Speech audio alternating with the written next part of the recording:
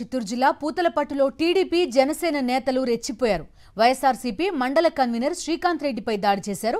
Beer bottles, మారణాయుధాలతో వచ్చి దాడి చేశారు. అతని ఇంటిని, కార్ని కూడా ధ్వంసం చేశారు. ప్రస్తుతం బాధితుడు చిత్తూరు ప్రభుత్వాసుపత్రిలో చికిత్స పొందుతున్నారు. ఇంత జరుగుతున్నా పోలీసులు పట్టించుకోలేదని బాధితుడు వాపోతున్నాడు.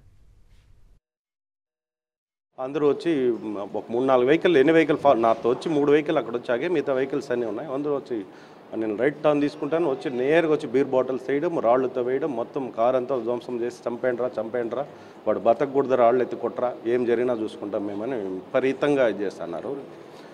దీంట్లో ప్రధానంగా ex MPTC Gopi, TDP convener Dorababu Chowdary, Janasena మండల కన్వీనర్ మనోహర్, సీకే, నరసింహులు, ఇంకా చాలామంది ఉన్నారు. ఆల్మోస్ట్ ఇంకా కొంతమంది వినయ్ చౌదరి, చిత్తూరుకు సంబంధించి వినయ్ చౌదరి వాళ్ళ మనుషులు అందరూ ఆల్మోస్ట్ నాకు నేను ఐడెంటిఫై చేస్తాను.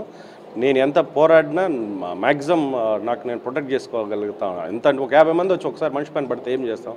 నువ్వు అసలు ఏం యాక్టివిటీ ఉండకూడదు, నువ్వు పార్టీ పరంగా ఉండకూడదు, మా కాళ్ళు పట్టుకో, ఈ నుంచి వెళ్ళిపో, నువ్వు ఉండకూడదు, చేయకూడదు. ఎంతసేపు పొలిటికల్ ఇదే. నేను చెప్తాను, ఏదైనా పర్సనల్గా ఉండండి, ఇలా పర్సనల్గా చేయడం తప్పు అంటే కూడా వాళ్ళు వినట్లేదు.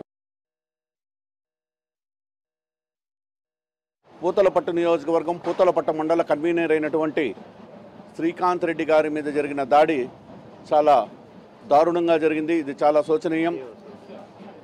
ప్రజాస్వామ్యంలో ఇటువంటి భౌతిక దాడులు అనేది మంచి పద్ధతి కాదు.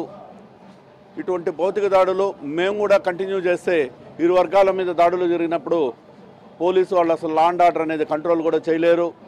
కాబట్టి దీని మీద ఎస్పీ గారు కూడా కఠినంగా వ్యవహరించి ఎవరైతే ఈ దాడులకు పాల్పడ్డారో వాళ్ళందరి మీద కూడా అటెంప్ట్ మర్డర్ కేసులు పెట్టి వాళ్ళందరినీ కూడా అరెస్ట్ చేయాలని మీ ద్వారా ఎస్పీ గారిని కూడా కోరుకుంటా ఉన్నాం.